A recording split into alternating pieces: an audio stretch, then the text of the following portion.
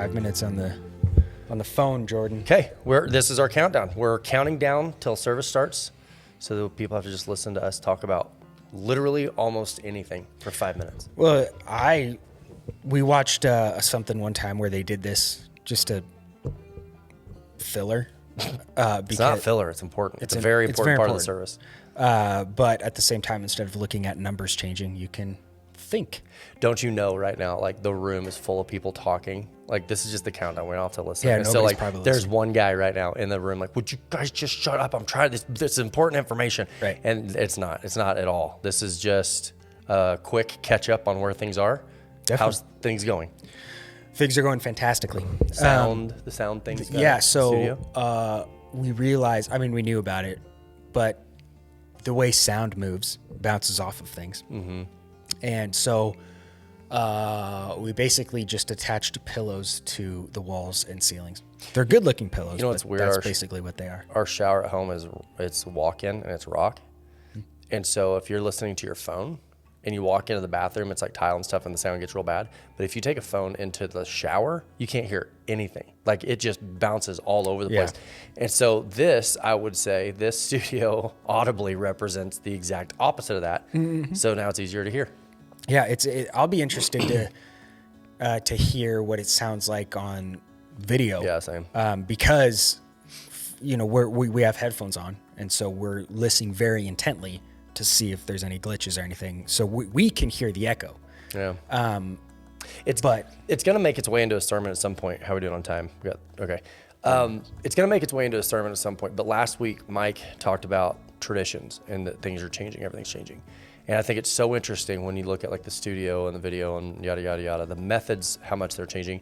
But Paul, the letters that Paul wrote in the New Testament, so much of the New Testament is a pastor teaching from a remote location, and how actually this is not as maybe different from the original model as even what we've grown up in. Right. It's a fascinating way of saying like, yes, things are changing, but there's a lot of things that are getting back to ways that they've been before. And Yeah, I was just thinking about that, talking to Lydia about that, how relationships and kind of the way you live life kind of went back in time a little bit, maybe because of COVID or maybe because of inflation, prices of stuff. I don't know, but I'm thinking to my cousins, to people that are getting out of high school and seeing how expensive and everything is, moving in with family or, dog piling in people into a house. Back into more traditional. Yeah, because it was unheard of for a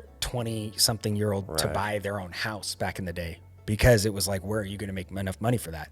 Well, even if you lived in a village, why would you want your own house? You would want to live with people who are part of like sharing the chores and the work and living in a community in a village. And so it's interesting how some things have gone back in time and maybe to a original design, or maybe our subconscious is telling us like backpedal a little bit.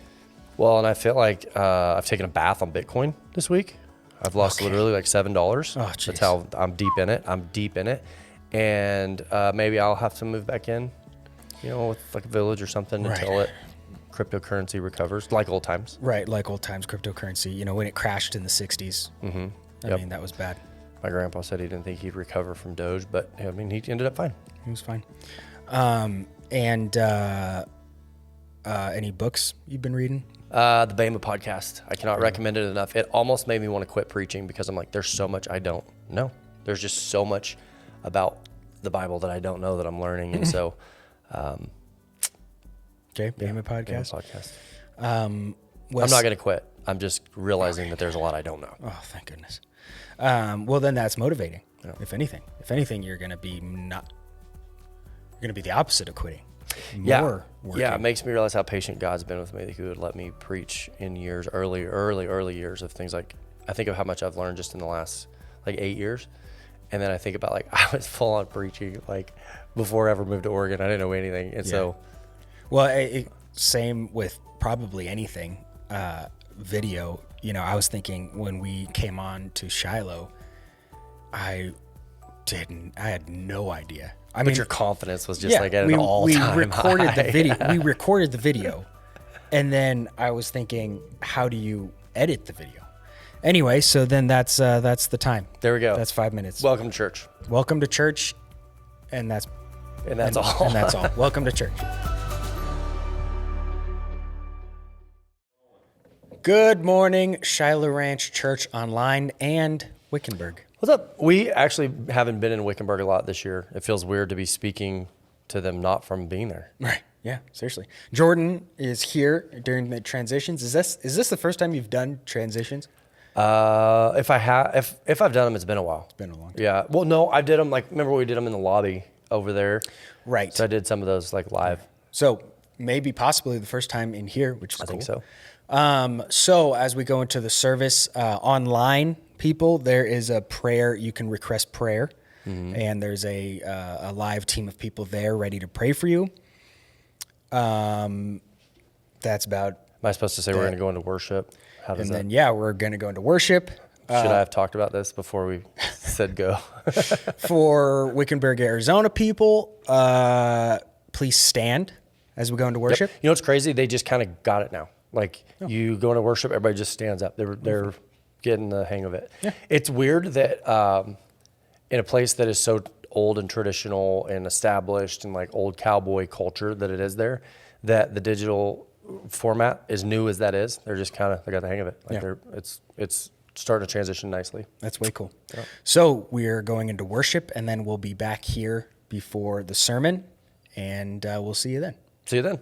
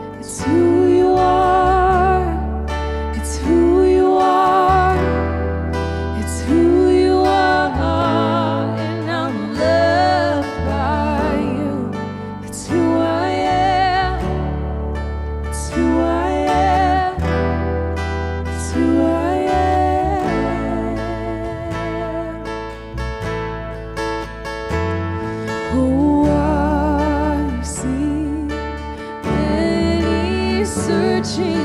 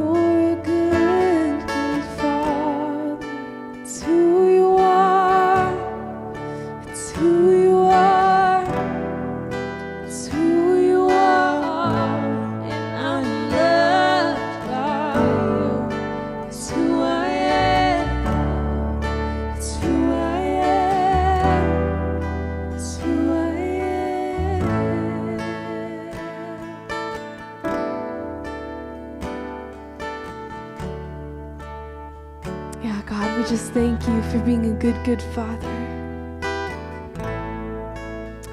God, you know just what we need before we say a word. So God, I just pray for the person that needs peace, for the person that needs comfort, love, healing.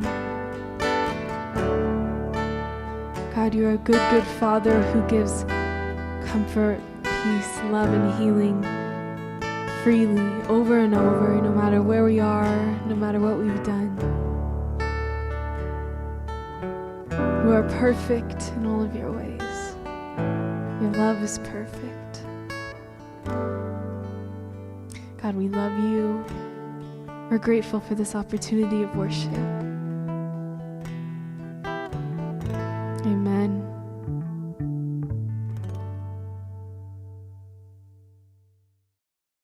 We're back, and we're about to go into the sermon. And Jordan preached it this week, so I brought him here specifically to talk about it. Yep. I feel like I owe everybody an apology. It's a little dry this week. It was, in the back of my mind, this happens sometimes where it's like the material is kind of heady, and I think that it's important. It matters. I mean, I love the story. I love the truth that's brought out in it when you do the research, but you hope that it's like, but it kind of comes together in sermon form where it'd be easy to listen to.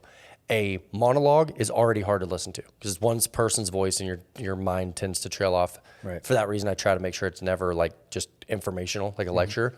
It's a little that way this week. So heads up, you might have to listen an extra little bit. A couple times. Yeah. No, absolutely. And if you do want to watch a couple times, it'll be on YouTube. Podcast app, a bunch of different locations. We'll have them popped up here. But as we go into the service, you can send your friends the link and they can join with you online. And then after the sermon, we're going to go into worship. So please stand if you would like. And then we'll see you guys after worship to send you off. See you then. One of the things that has been so important to me at a character of the church, the value of my own self, the teachers that are a part of the rotation, one of the things that we try to always project is this, an accurate portrayal of the heart of God. Because if we're not careful, what can happen is this. If we say the right words, but we get the wrong heart, it messes everything up. We can be completely lost in, we've said like religious practices or laws or traditions. We can get so far off track saying the right words, but pursuing the wrong heart. And so occasionally you come across a story in the Bible that just sort of sifts that out, where it's sort of a story in the Bible where Jesus makes it a priority to illuminate or expose who he is. Matthew chapter 17, verse 24. We're going to read 24, 25, 26, 27. It says, after Jesus and his disciples arrived in Capernaum, the collectors of the 2 drachma temple tax came to Peter and asked, doesn't your teacher pay the temple tax? Yes, he does, he replied. When Peter came into the house, Jesus was the first to speak. What do you think, Simon? He asked. From what do the kings of the earth collect duty and taxes? From their own children or from others? He's saying when a king collects a tax, does he collect the tax from the people in the country or from his own children? From others, Peter answered. Then the children are exempt, Jesus said to him. He is making a statement about his identity by saying, then if it's for the temple, if this tax is for God, I should be exempt. It's a small little detail, but it's one that Jesus makes a point to make. But so that we may not cause offense, go to the lake, throw out your line, take the first fish you catch, open its mouth, and you will find a 4 drachma coin. Take it and give it to them for my tax and for yours. There is a mountain of good buried in a story that seems so simple. I remember reading this story out of like the children's Bible, and I remember Peter like holding the fishing pole, and there's like a fish, and there's a coin in his mouth. And as a kid, I just remember accepting the simplicity of the story, and you're like, cool. I don't know what's there. But here's the problem. Because I heard that story so much as a child, if I'm not careful, I kind of gloss over when I read it again, and I never stop and go, what is going on there? What is the significance of everything that we just read? There's an encounter taking place, because you can say God. Everybody says, I believe in God. Great. Listen, that's better than nothing. I'm not saying that's bad. But the problem is, you can believe in the nature of God that's inaccurate and be completely lost, or believe in the nature of God based on the word and be prepared to sort of keep going through life. It's important that you decide who you believe God to be. Not that I believe in God. Who do you believe God to be? There is two battle lines in this story of the fish and the coin and the taxes. There's two battle lines. One is the God of never enough encountering the God of more than enough.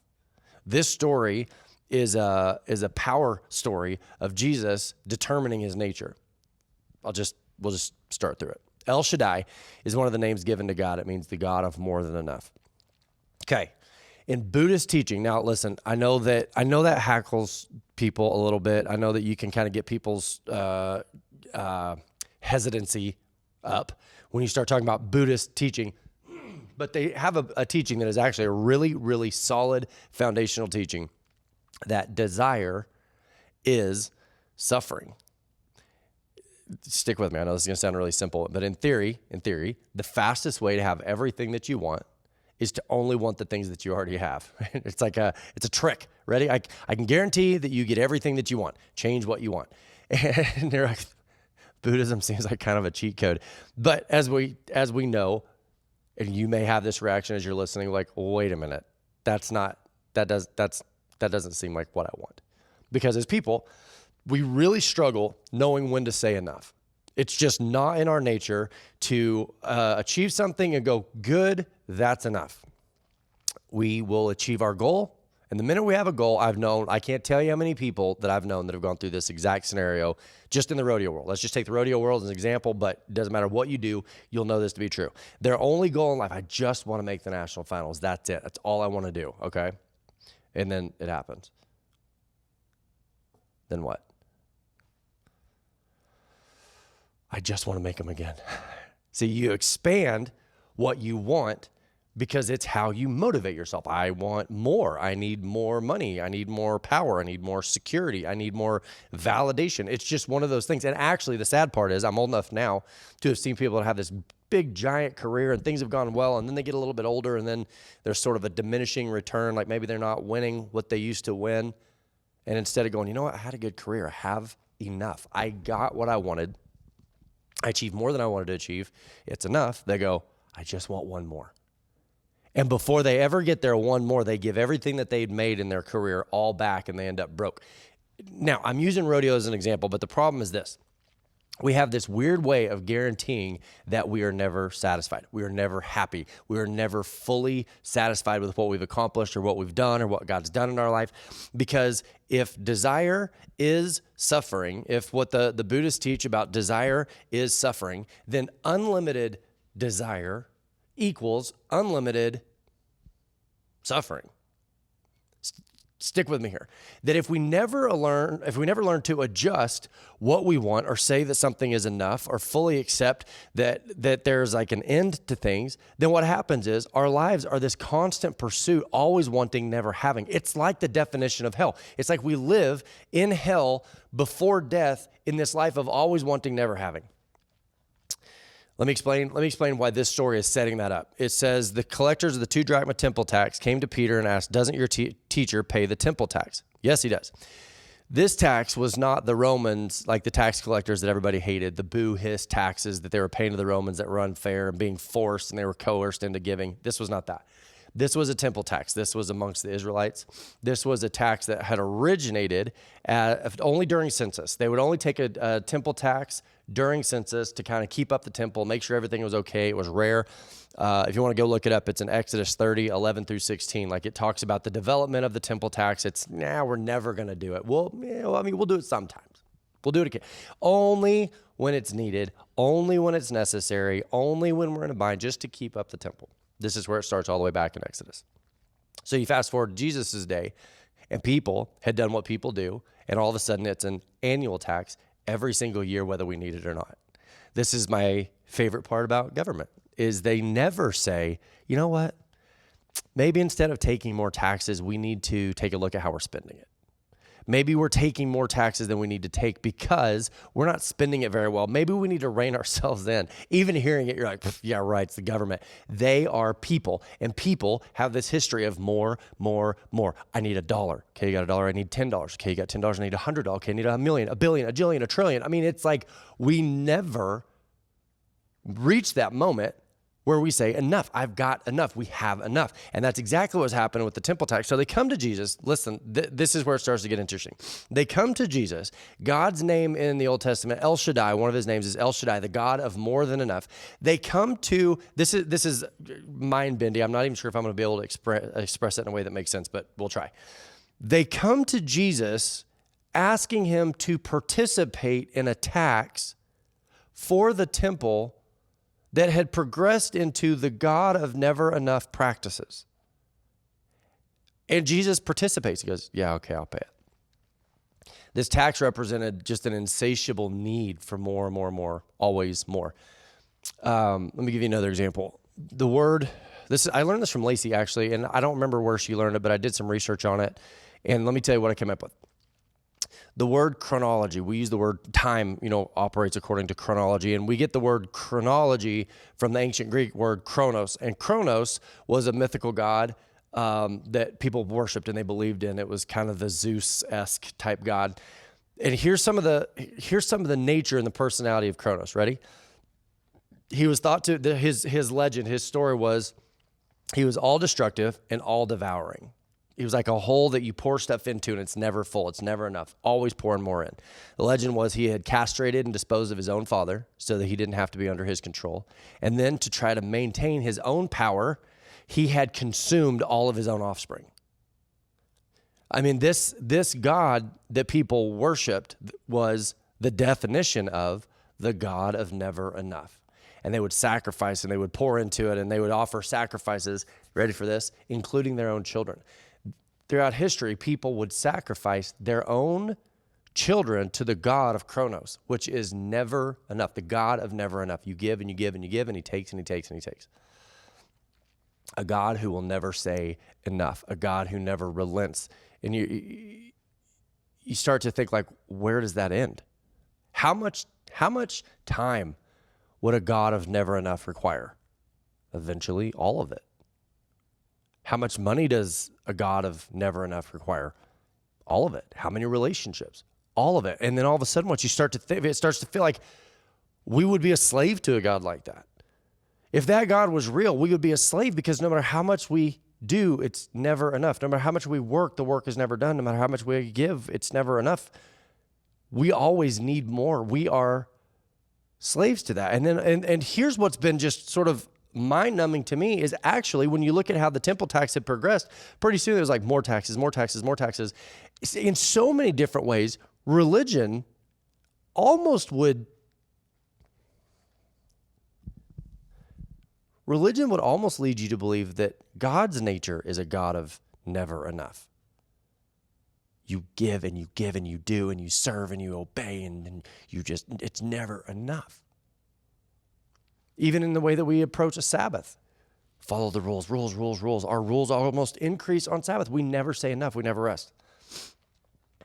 What do you call someone? Don't say it out loud, wherever you are. What do you call someone who can't say enough when they drink? They start to drink, but they never say enough, and they just go until they pass out. Call the person an alcoholic. You would say that alcohol has control of that person's life because they don't have the ability to say enough. It's never enough. What do you call someone who never stops working? When they're home, they're thinking about work. When they wake up, they go to work. They're always in their mind. They're always at work. You call a person a workaholic because they don't know when to say it's enough. Do you start to see the pattern? So when they come to Jesus, this is what's so fascinating. They come to Jesus and they say, we need a temple tax. Do you, or do you just collect it because you don't know when to say enough is enough? I've started a podcast, the BEMO podcast. If you look at it, it's Marty Solomon. If you want to look it up, it's phenomenal. But one of the things he points out that's always bugged me is in the Garden of Eden, why did God put the fruit in the middle of the garden saying not to touch it? Here's why.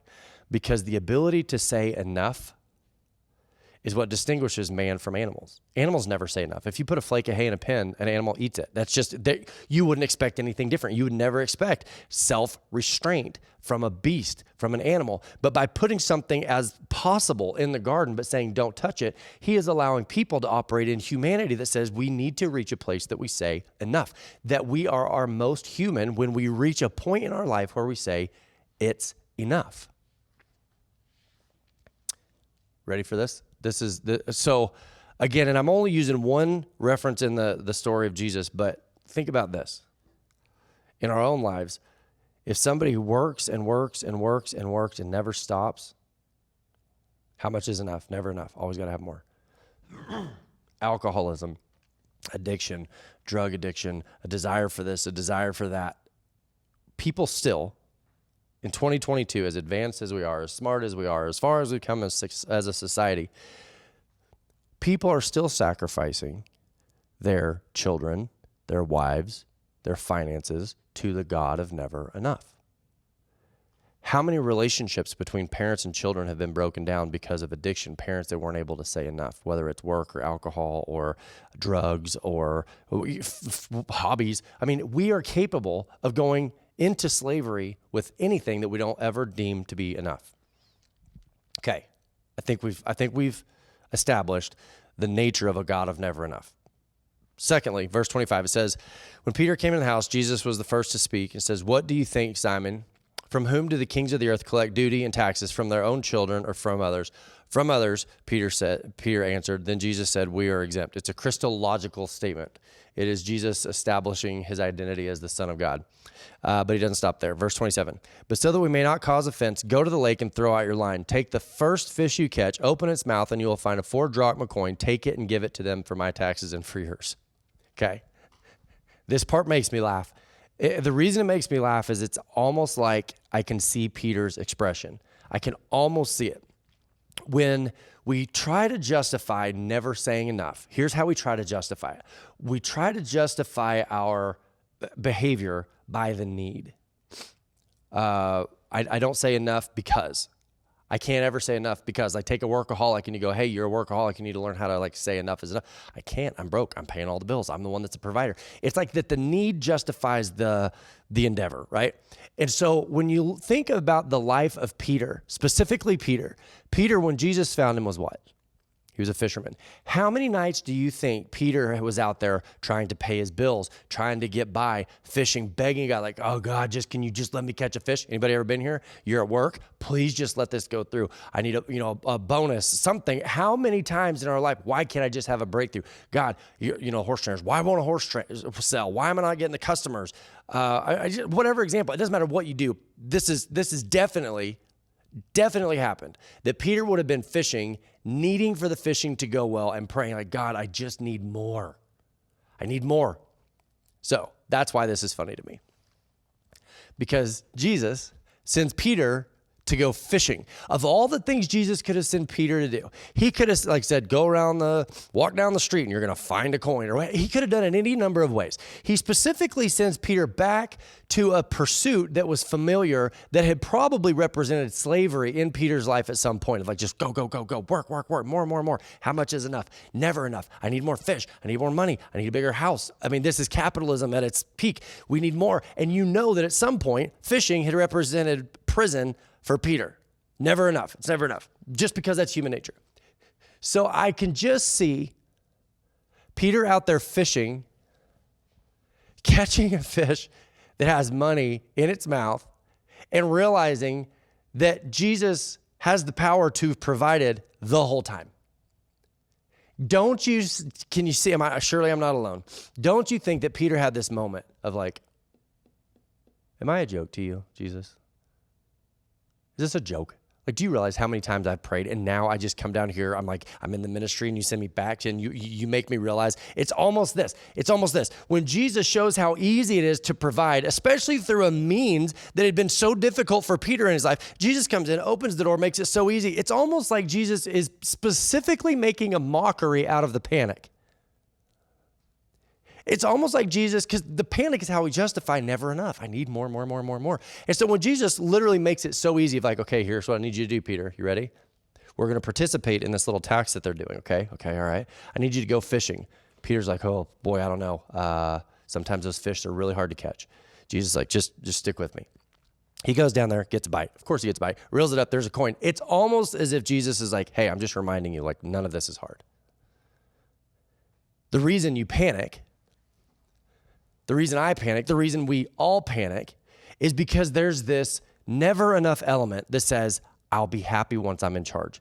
I'll be happy once I'm in control of the circumstances. I'm going to be able to be happy once I know I need more tax. I need more income. I need more money. I need to give it more time. I need the business to grow. I need everybody to be okay. I need more security. I need all these things.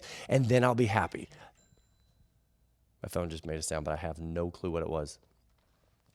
It's like Jesus is literally to Peter specifically making a mockery. Okay. I was talking to Lacey about all this.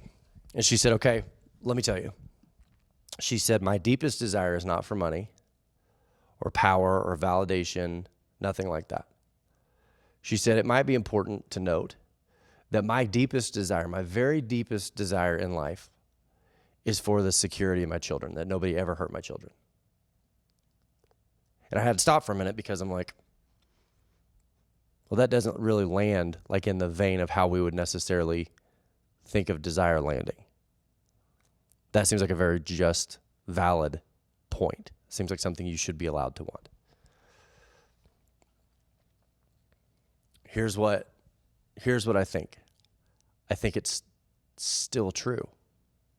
I think everything that we learn about desire and money and power and all this, the rule of more than enough is still true. Let me tell you what I'm talking about.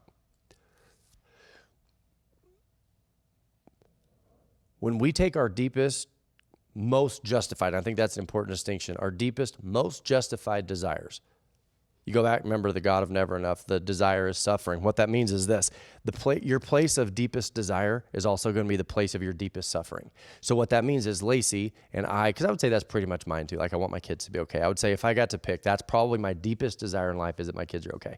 But that also means it's going to be the area of my deepest suffering. That's going to be the place where I lose the most sleep. I worry the most. I'm the most, in my own head. That's going to be the place where I'm the most likely to go and never say enough, to never pull up, to never really trust that God knows what he's doing. That is the most likely place where I'm going to struggle.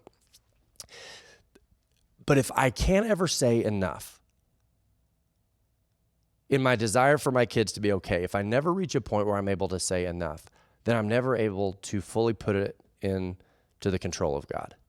I'm never able to take it to Jesus and fully hand it off and go, hey, in the same way that you can catch a fish with money in its mouth, I know that you're able to protect my kids in a way that's meaningful in their lives, that brings about the best for them. Because it's easy. I think sometimes it's easy for me to believe that about myself, that, that God loves me, wants the best. He's at work on my behalf for myself and for Lacey, for the people at church. That's actually the reason, like, pastoring is a little bit easier for me maybe than most. I think sometimes pastors cling to the okayness of their congregation. It's hard to be hands off. It's actually fairly easy for me. But with my kids, it's harder. But the concept of what I'm trying to explain is still true, that if there's something that I desire so deeply that I cling to it so tightly, I never say it's enough. Listen to this.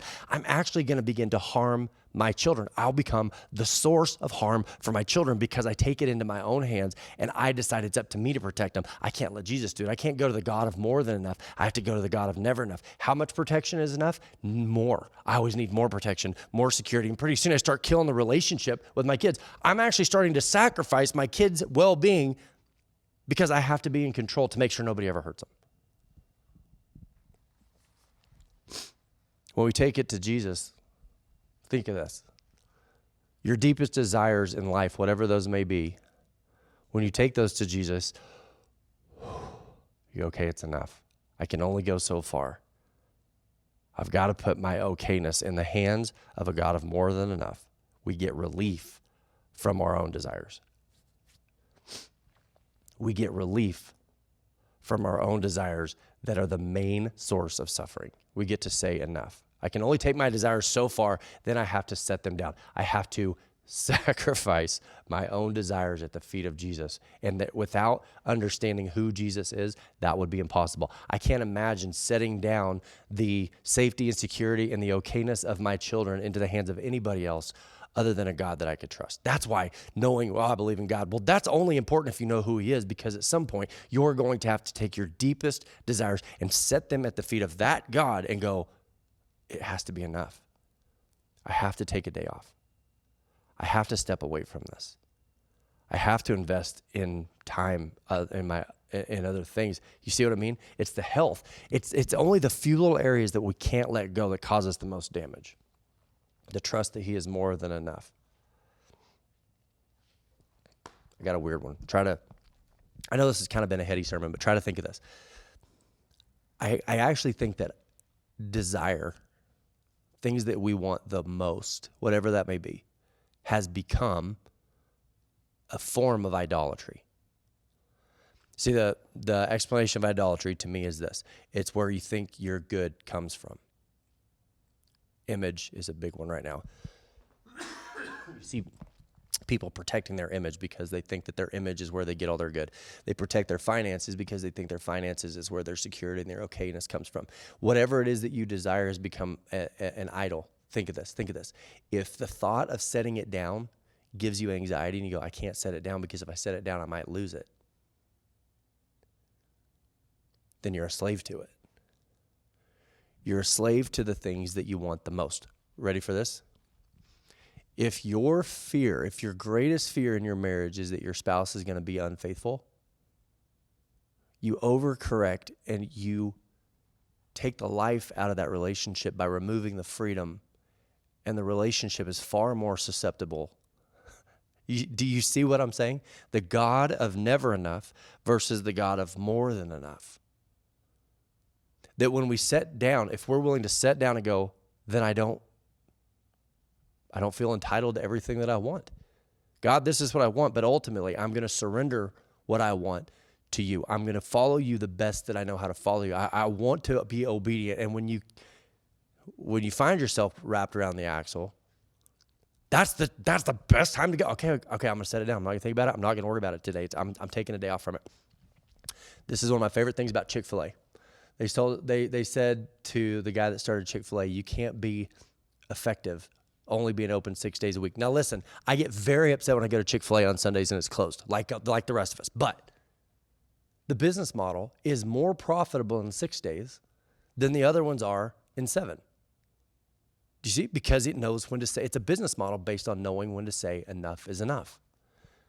It is the secret of living in the fullness and the peace and the rest and the relief of a God of more than enough, rather than the demands and the chaos, and it's never enough. And we give and we give and we give and it's never enough. How many people need a break from the it's never enough? What I love about the story of Jesus and the fish is that he does not want to cause offense to the exact same people who would later crucify him. It's interesting to me. But in doing so, he draws almost a mockery to the panic of self-provisions. It says, I'm the God of more than enough. And if you know that he's the God of more than enough, the panic that we feel about self-providing and taking care of ourselves and managing and trying to be the chicken with the giant wings that takes over all the chicks and makes sure everything's okay. It's like, you got to know when to say enough is enough. You have to know when to say enough is enough, because in those moments where you go, I could go further, but I'm choosing not to, I'm going to say it's enough, you are operating in your most human sense and the thing that separates you from the beasts. The peace of knowing when to say enough is enough by following a God who says he's the God of more than enough. I hope that makes sense. I realize that's a confusing way to wrap that up. I'm going to pray that it lands in a way that makes sense. Let's pray.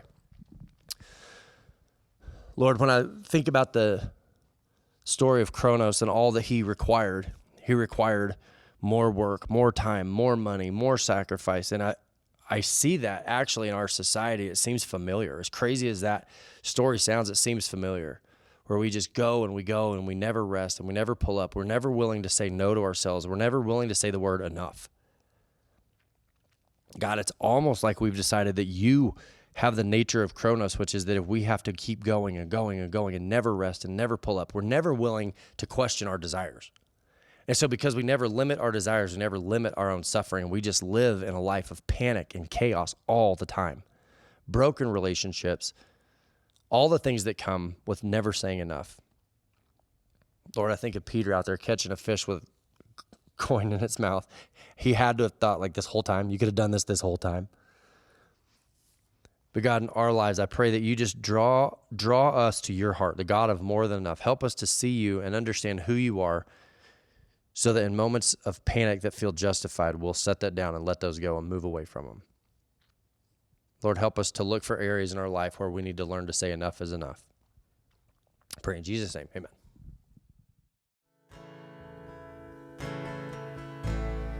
You're more real than the ground I'm standing on.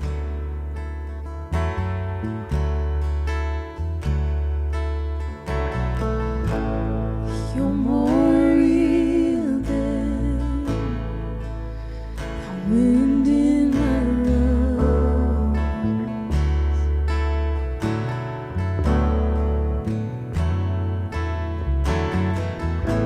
Your thoughts define me. You're inside me. Oh, you're my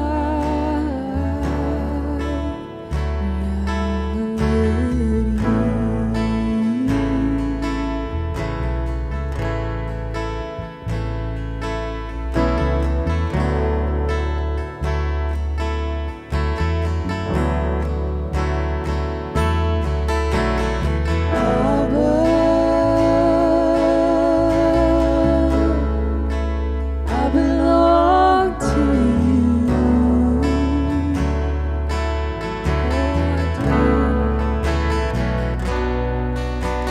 Oh, Abba, I belong to you.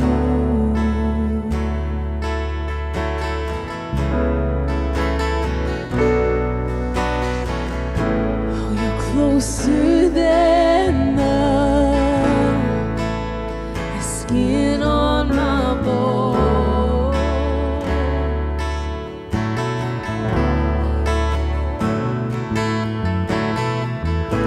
and you're closer than the song on my tongue. Oh, your thoughts define me. You're inside me. Oh, you're my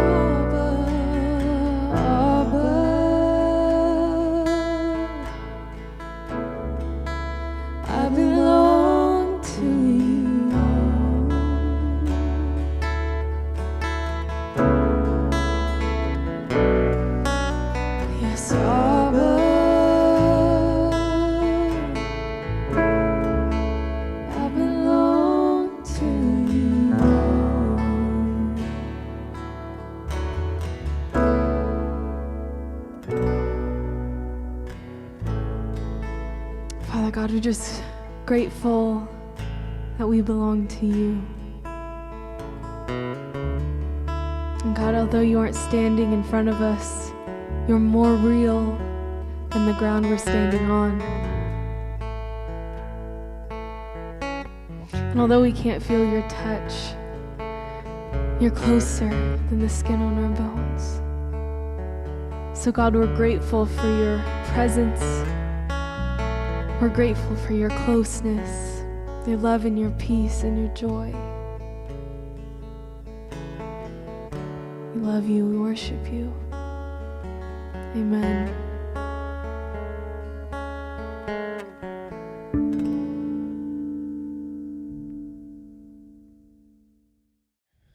And that's it. That's the service. Yep. I hope this is one of those, like I said, I know it was a battle. I know it was like work going through it.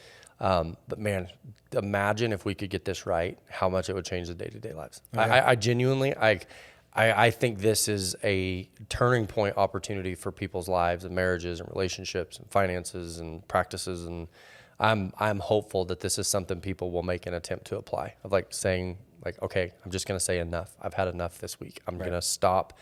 You know, it opens the door for like Sabbath and rest and gratitude and the diminishing of suffering. And so I'm hopeful. I'm hopeful that there's some application. It's interesting how connected it is to just mental health in general, meaning your brain is always trying to think of more, always trying to think of the next thing. But if you just say you're good, then it's like your brain kind of sits down for a while, and it's great. Isn't it funny to think that like if you were to talk to a Buddhist and go, okay, what's the key to diminishing suffering? They're like, only want what you already have. You're like, this is a broken religion. Yeah. But there is, as crazy as it is, there in that one specifically, there's a lot of truth to it. Right, definitely. Ways to give, so you can go onto our website. You can download the app. Wickenburg, there are jars in the back as you're leaving if you want. What a perfect way to practice, because I'm not a sales pitch, but what a perfect way to practice saying it's enough. Right. I think giving is one of like the most demonstrative, saying I have enough, I'm going to stop, I'm going to give weekly, and I've said it before, if you can't give to Shiloh, fine. Practice giving somewhere. Right. Go give somewhere. We've said before, like light a $20 bill on fire, which is illegal, don't do it. But it's a good opportunity to start practicing the saying enough. Right, definitely. So ways to do that. We will be here exact same time next week, and we hope to see you all then. Okay. So see you later.